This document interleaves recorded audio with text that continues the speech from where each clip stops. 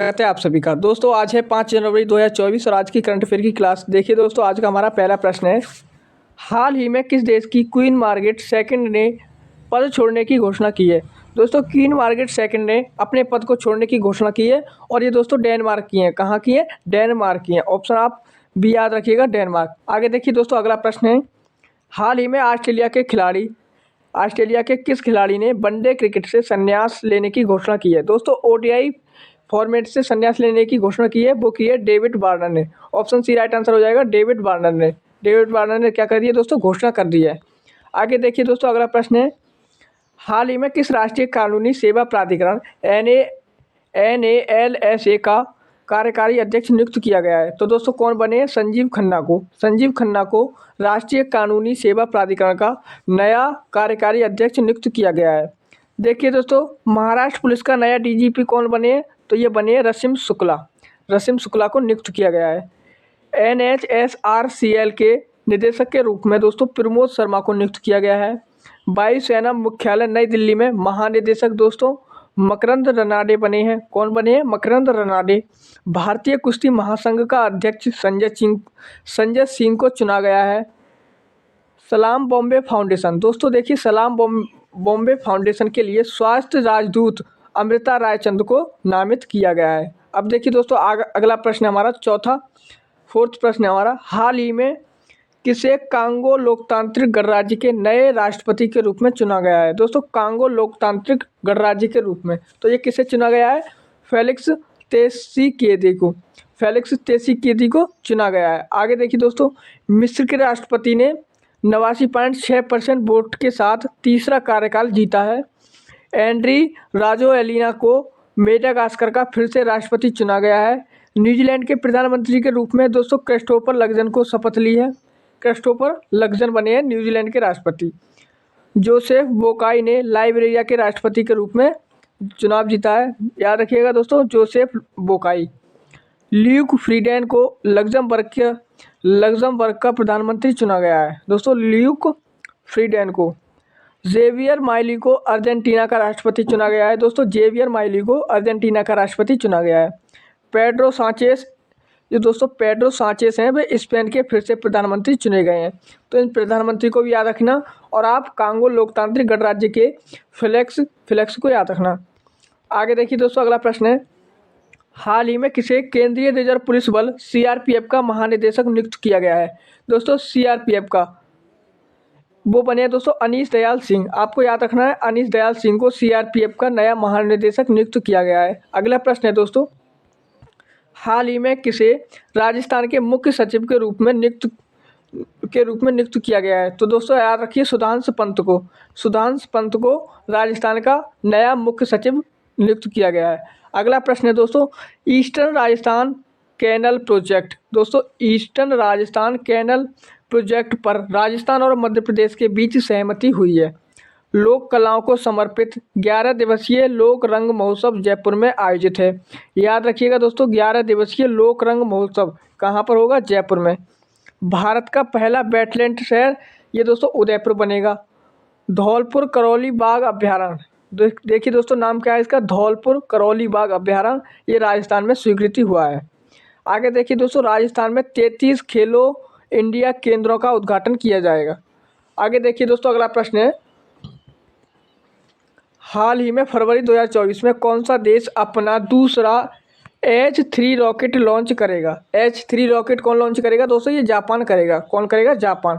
देखिए दोस्तों जापान के बारे में, जापान को समुद्र के अंदर ज्वालामुखी विस्फोट के बाद नया द्वीप मिला है। इसरो जापान की स्पेस एजेंसी की मदद से अगला चांद मिशन पूरा करेगा। जापान के याकोहामा में डांसिंग पिकाचू कार्यक्रम का आयोजन किया गया है। 2022 में जापान की जनसंख्या 8 लाख से अधिक घट गई थी।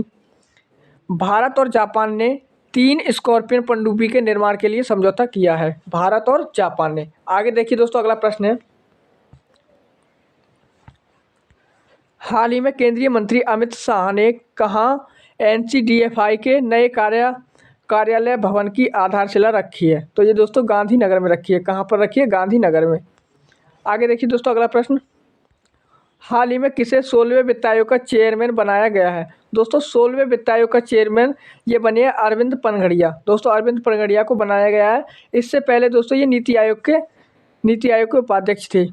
आगे देखिए दोस्तों अगला प्रश्न है, हाल ही में किस देश में सुनामी का हाईएस्ट अलर्ट जारी किया गया है? दोस्तों हाईएस्ट अलर्ट जारी किया गया है जापान में। दोस्तों जापान में सर्वाधिक सुनामी और ज्वालामुखी आते हैं, तो इसे इस बार हाईएस्ट अलर्ट पर रखा गया है। आगे देखिए दोस्तों अगला प्रश्न है, हाल ही में आई रिपोर्ट के अनुसार नवंबर में कोर सेक्टर आउटपुट ग्रोथ घटकर कितनी रह गई है? तो दोस्तों ये कितनी रह गई है? 7.8% रह गई है। इसको भी याद रखिएगा।